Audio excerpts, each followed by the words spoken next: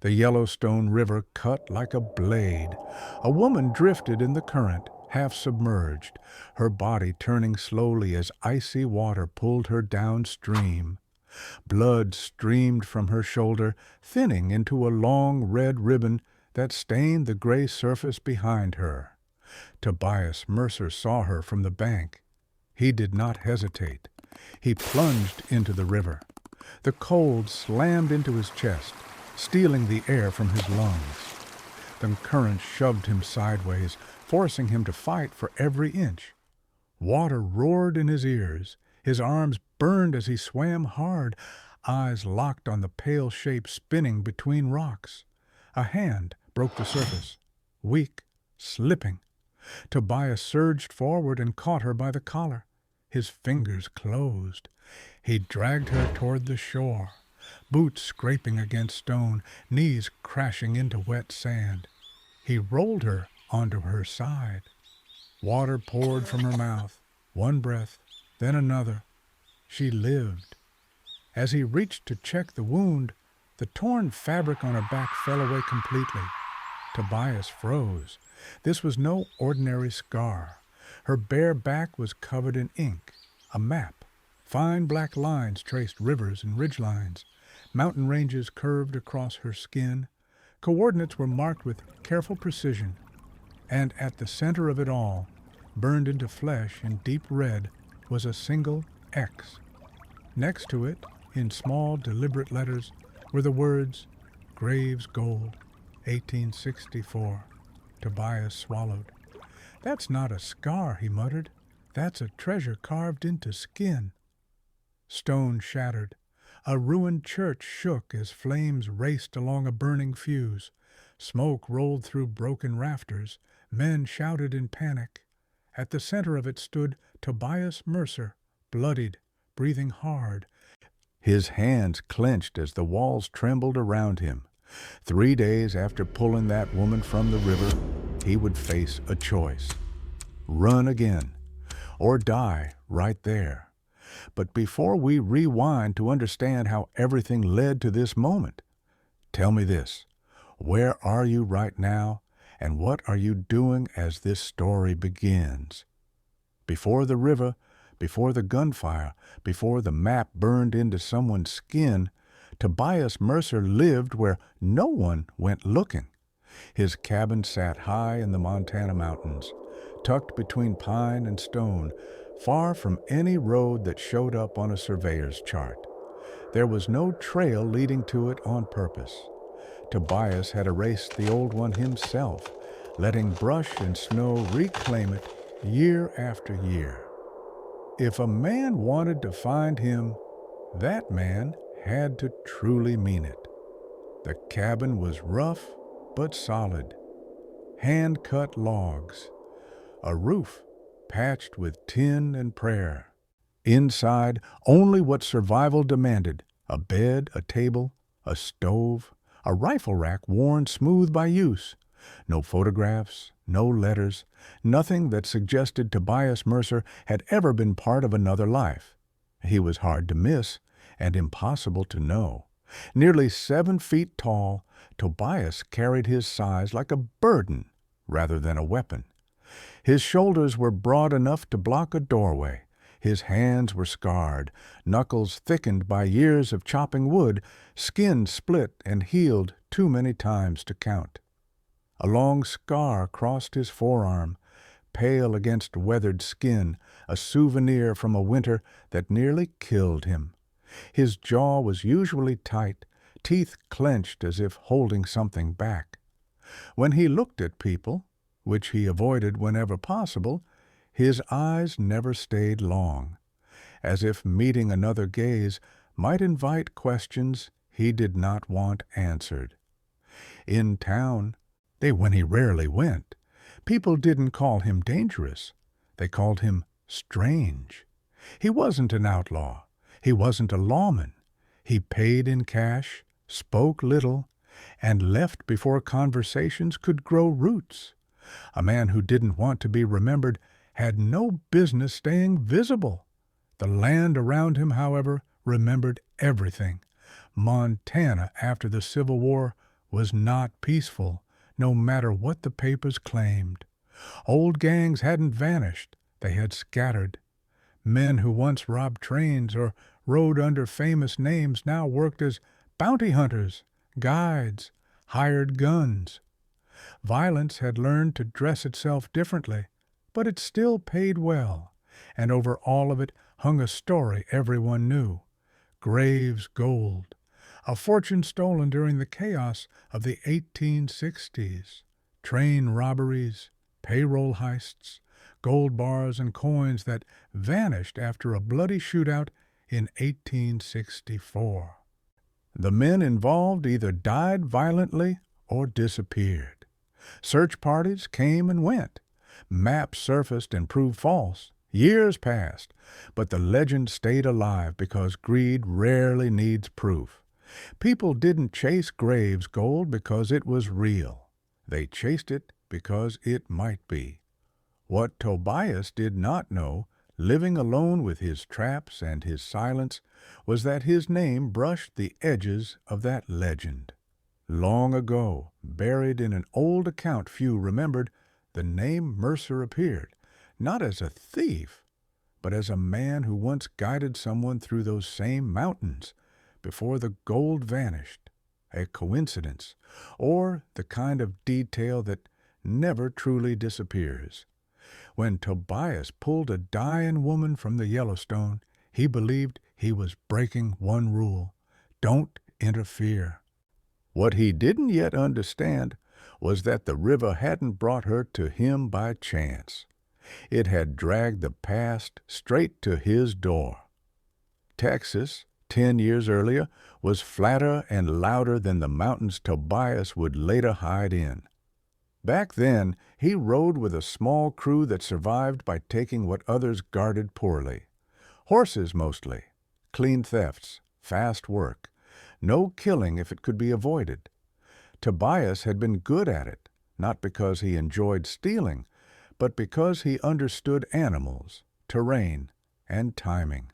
He could read dust on the wind, hear pursuit before it showed itself. Lucas rode beside him on every job.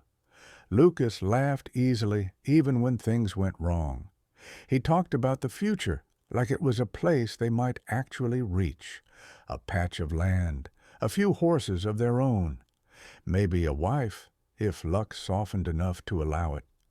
Tobias never laughed at those ideas, but he listened, and listening, it turned out, was its own kind of promise. The job that broke everything should have been simple. They took a herd outside a ranch at dawn, moved fast, cut south toward scrubland, where tracks vanished by noon. Tobias noticed the mistake too late. The ranch wasn't just owned by a farmer. It belonged to the brother of a county sheriff. The chase came hard. Gunfire cracked behind them. Horses screamed. Dust filled the air so thick Tobias could taste it. They split up just like they had practiced. But Lucas's horse stumbled crossing a dry ravine. A shot rang out. Lucas went down hard, rolling in the dirt. Tobias reined in. For half a second, the world narrowed to a single choice: turn back or run. He saw Lucas trying to rise, one hand clutching his side, blood already darkening his shirt. Tobias heard shouting growing closer. He calculated distance, numbers, odds. The part of him trained to survive screamed that turning back would mean both of them dying. So he rode. The sound of hooves swallowed Lucas's voice. A week later, Tobias heard what happened. Lucas had been captured, tried quickly, and hanged in the town square. No speeches, no mercy, just a rope and a crowd, eager for order. That night, Tobias sat alone, staring at his hands, and understood something that would never leave him. Survival was not the same as being spared. He abandoned the crew, the name he'd used, and the roads he knew. He drifted north, working when he had to, disappearing when he could. Each mile put distance between him and Texas, but none of it touched the weight he carried. In the mountains, isolation felt earned. The cold punished weakness. Hunger demanded effort. Every day was a transaction with nature, honest and brutal. Tobias built his cabin with his own hands. He trapped, hunted, chopped wood, until his body hardened into something that could endure long silences. But silence has a way of replaying memories.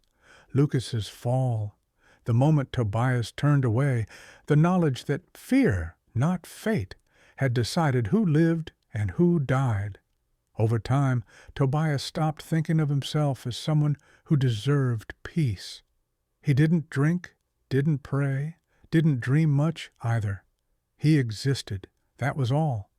Still, one thing stayed with him, sharper than guilt, a sentence he'd spoken aloud only once, kneeling in snow years later, breath fogging the air. Next time, he had said, voice breaking against the trees, even if it kills me, I will turn back. He didn't know who he was promising, Lucas, God, or himself. He only knew that promise had shaped everything since. So when Tobias saw a woman drifting in the Yellowstone, bleeding and alone, his body moved before his mind could argue. He didn't think of gold or danger or consequences. He thought of a man falling from a horse, and he chose differently. Sienna woke to the sound of fire, not roaring, just the quiet crackle of wood settling into embers. The smell of pine smoke filled her lungs, sharp and grounding.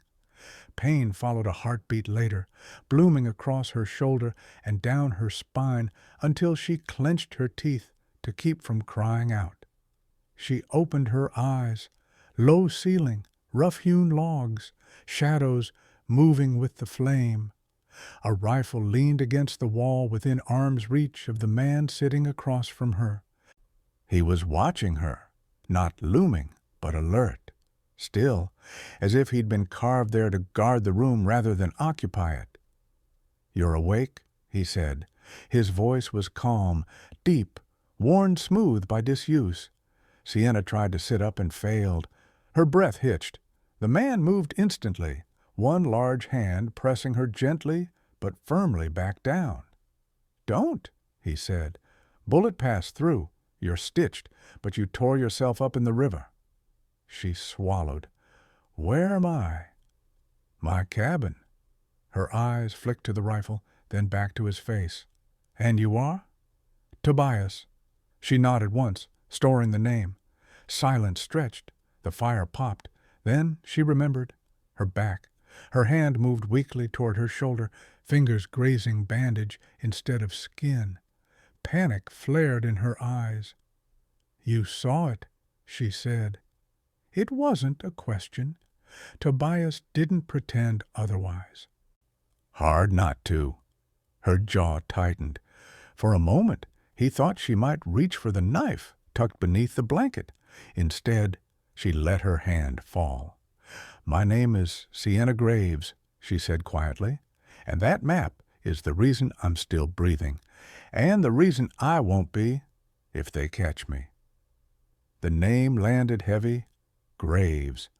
Tobias leaned back slightly, enough to show he wasn't reaching for the gun. "Jesse Graves." "My father," she said, though he made sure I grew up not knowing that. She told him about the orphanage in Kansas City, about the lawyer who arrived with a letter in a steel box, about the truth delivered years too late to mean comfort. Jesse Graves had been many things: criminal, murderer, legend. But to her, he was a ghost who left questions instead of answers. "The gold was his insurance," she said, "and his punishment. He didn't trust anyone alive to hold the map, so he had it put on me." Tobias said nothing. "Hiding it on paper meant betrayal," she went on. "Hiding it in a vault meant theft. Skin was the only place no one could take without killing me. And even then, they'd try. She met his eyes then, really met them. Don't let them find me. Outside, wind moved through the trees, low and restless. Tobias exhaled slowly. Who's them? Sienna didn't hesitate. All of them. Men who once rode with her father, hunters chasing rumor instead of law. A man named Cyrus Thorne who believed the gold belonged to him by right of bloodshed. She didn't list them. She didn't need to. Tobias understood anyway. He looked at the door, at the dark window, at the rifle. He had pulled her from the river to save one life. Now, he knew what that life carried. Now somewhere in the distance, faint but unmistakable, came the echo of hooves. Not close yet, but coming. The attack came less than an hour after sunset. Tobias heard them before the first shot, horses breathing hard, leather creaking, the faint scrape of boots, testing frozen ground. He had just finished reinforcing the back wall when the night exploded. Gunfire tore through the cabin, punching holes through timber, shattering the small window above the table. Tobias didn't shout. He didn't freeze.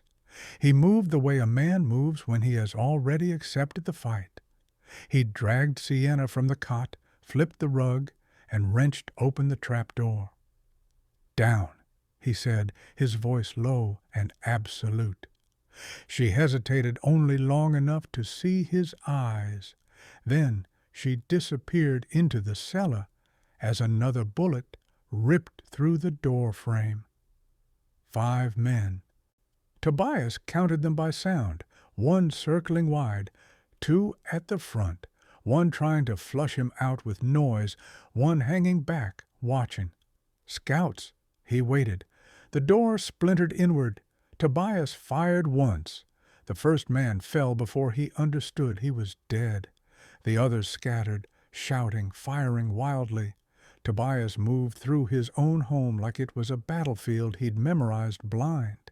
He fired twice more, then abandoned the rifle as footsteps rushed him. The fight turned brutal and close. He slammed 1 man into the stove hard enough to crack iron.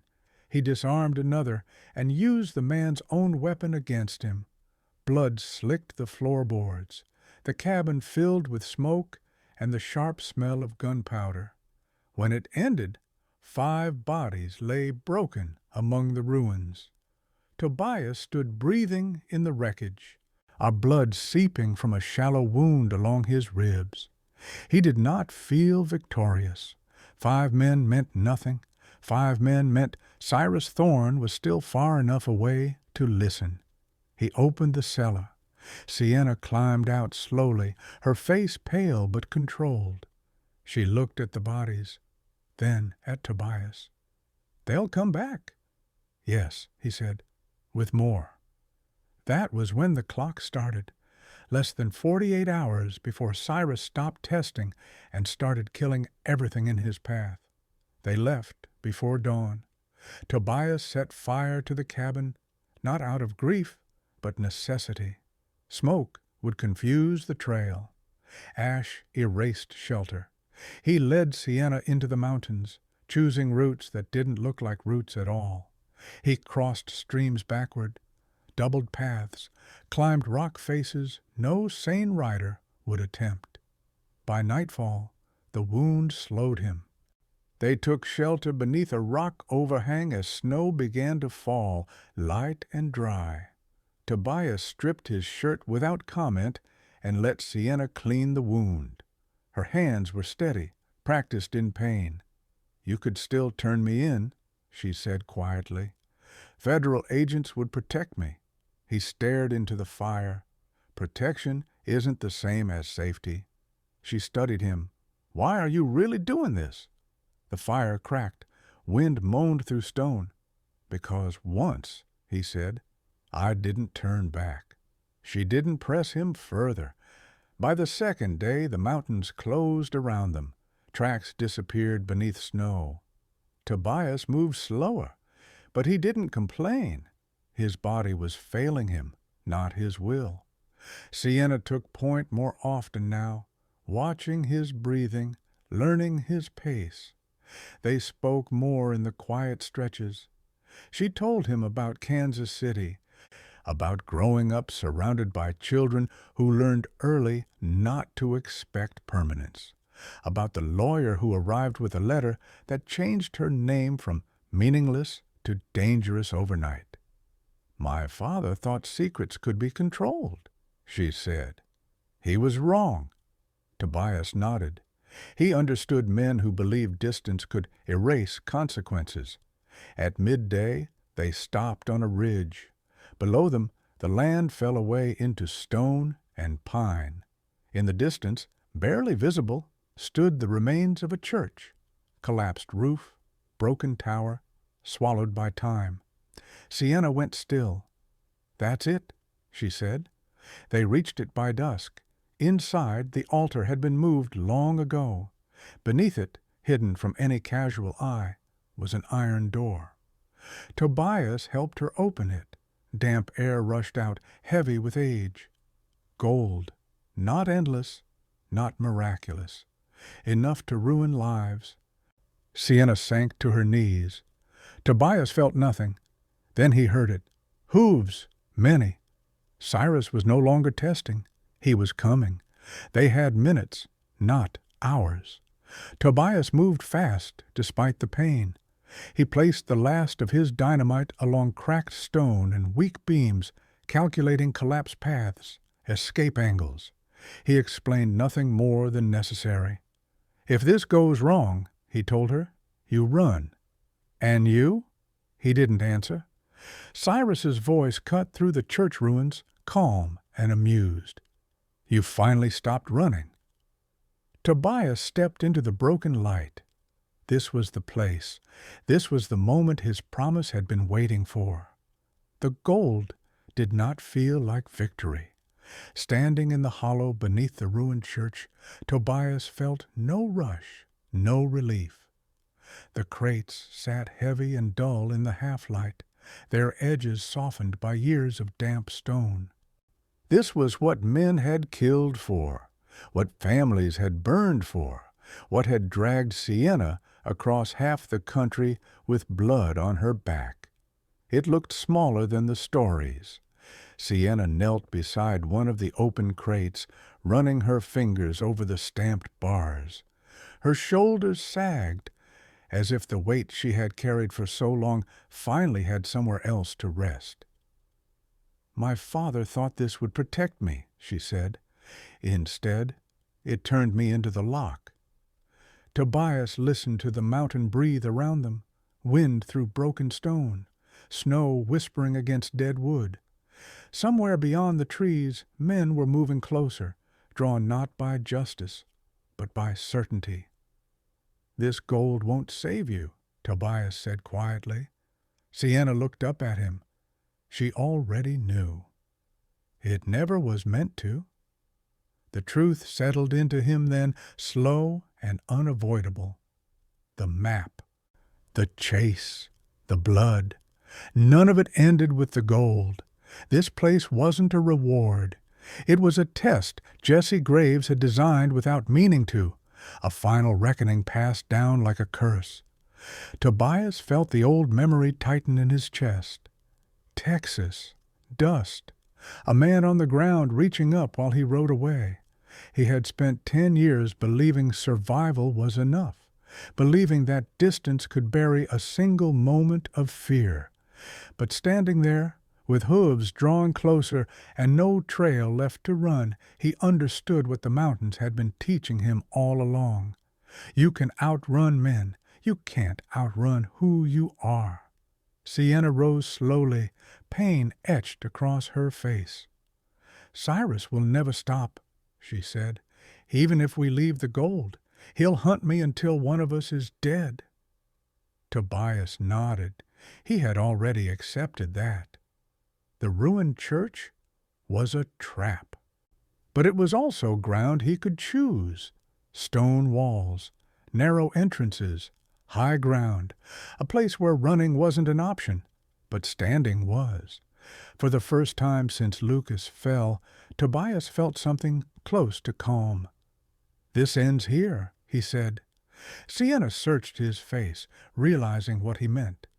"You don't have to do this." "Yes," he replied, "I do. Not for the gold, not even for her, for the promise made in the snow." They worked quickly. Tobias placed the remaining dynamite along weak beams and cracked stone, measuring distance with a trapper's instinct. He showed Sienna how to light a fuse, how long it would burn, where to run if everything went wrong. "If it comes to it," he said, "you leave. And you?" "I stay." She shook her head. "I won't leave you." Tobias met her eyes, firm but gentle. "This is the part where I don't run." "You don't take that away from me." Above them, a voice cut through the wind. "Sienna Graves!" Cyrus Thorne called out, confident, amused. "You've finally stopped running." Tobias closed his hand around the detonator cord. His ribs throbbed. Blood soaked through his bandage. None of it mattered. He stepped forward into the broken light of the church, shoulders squared, breath steady. 10 years ago, he had chosen fear. Now, with everything closing in, Tobias Mercer chose to stand. The first explosion shook the mountain. Stone dust rained from the ceiling as the dynamite tore through a support beam near the church entrance. Men shouted outside. Horses screamed. Chaos rippled through Cyrus Thorne's ranks as the illusion of control collapsed in an instant. Tobias moved through the smoke like he belonged to it. Gunfire cracked inside the church. See bullets punched into stone, sparks flashing where lead met rock. Tobias fired back only when he had to, conserving ammunition, forcing his enemies to move where he wanted them. He used the terrain the way he had used rivers and forests his whole life, never fighting strength with strength, always bending the fight into something narrower, meaner. Another blast collapsed part of the roof. Men ran, others fell. Cyrus Thorne did neither. He stepped through the smoke with a revolver in one hand and a knife in the other, coat torn, face smeared with ash and blood. He was tall, broad, dangerous, but next to Tobias, he still had to look up. "So this is what Jessie left behind," Cyrus sneered. "A girl with ink on her back and a giant hiding in the woods." Tobias didn't answer. Cyrus fired. Tobias twisted aside, the bullet tearing through his shoulder instead of his chest. Pain flared white-hot, but Tobias stayed on his feet. He dropped his rifle and charged. The impact shook both of them. They slammed into a stone pillar, fists flying at close range. Cyrus fought dirty, fast, stabbing with the knife whenever he found space. Tobias took a cut along the arm, then another across the ribs, blood soaking into his clothes. He ignored it. He grabbed Cyrus by the wrist, crushing bone with brute force. The knife clattered to the floor. Cyrus headbutted him, staggering him back a step. "You think standing your ground makes you better than the rest of us?" Cyrus spat. "You think this washes anything away?" Tobias wiped blood from his mouth with the back of his hand. His breathing was heavy, but his eyes were clear. "No," he said. "It just means I don't run." Cyrus lunged. Tobias met him head-on. One punch broke Cyrus's nose, another cracked his jaw. Cyrus fell, scrambling for the revolver, firing wildly. Tobias kicked the gun away and hauled him up by the collar, lifting him off the ground. "You were always a coward, Mercer," Cyrus gasped. Tobias looked at him, really looked at him, and felt nothing but certainty. "I know," he said. Then he slammed Cyrus into the stone floor. The fight went out of him all at once. Outside, the remaining men fled as federal gunfire echoed through the trees. Sirens cut through the smoke, sharp and final.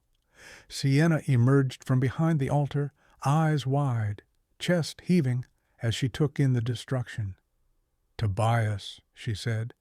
He turned toward her, took one step, and collapsed. She caught him before his head hit the stone. Shockingly aware of how heavy he was, how much blood soaked his clothes, he forced his eyes open, breath shallow. "It's over," she said, voice breaking. "They're gone." He managed a faint nod. "You're safe." Federal agents rushed in moments later, weapons raised, shouting commands. The gold was secured. Cyrus Thorne was dead. The legend of Graves' gold ended not with riches, but with rubble and smoke. As Tobias was carried out on a stretcher, he looked up at the broken church roof, at the gray sky beyond. For the first time in 10 years, he had not turned away, and that, more than surviving, felt like victory. They handed over every ounce of the gold. Federal wagons carried it away under armed guard, crates disappearing down the mountain road as if they had never waited there at all. Reports were written. Names were recorded. A Graves' gold became a closed file, stripped of mystery and reduced to inventory. No one walked away rich. That felt right. Tobias healed slowly. The bullets missed anything vital, though the scars stayed, joining the others that mapped his body more honestly than any ink ever could. When he was strong enough to stand on his own again, he refused the offer of town lodging and disappeared back into the mountains. Sienna went with him, not out of debt, not out of fear. She could have stayed under federal protection, started fresh somewhere no one knew the name Graves. Instead, she chose quiet mornings and cold air, and a place where no one wanted anything from her skin. Smoke curled from a rebuilt cabin chimney at dawn. The structure was simpler than the first, but sturdier. 2 mugs sat on the table. A rifle rested untouched by the door. Outside, the mountain stood unchanged, indifferent to gold, legends, and men trying to outrun themselves. For the first time, no one was chasing them, no hoofbeats, no countdown. Just wind through pine, the crackle of firewood, and the kind of silence that didn't feel empty. It felt earned. Out west, stories tend to lie. They say men with guns are either heroes or monsters. They say running makes you weak, and standing your ground makes you noble. The truth is quieter than that and harder to live with. Some men run because they are afraid. Others run because they are not ready to face what they've done. And sometimes the bravest thing a man can do is stop running at all. Tobias Mercer never became a legend. His name didn't end up in newspapers or songs. He didn't keep the gold or seek forgiveness from strangers who wouldn't understand the weight he carried. He simply stood when it mattered, and that was enough. Sienna Graves carried the last mark of her father's life on her skin, but she did not let it decide her future. The map lost its power the moment she chose where to stay, not where to flee. In the end, the West didn't care who was right or wrong. It only remembered who stood and who turned away. Everyone faces that moment sooner or later. Another chance to run. Another chance to stay. So now I'll ask you, where were you? And what were you doing when you reached the end of this story? Tell me in the comments.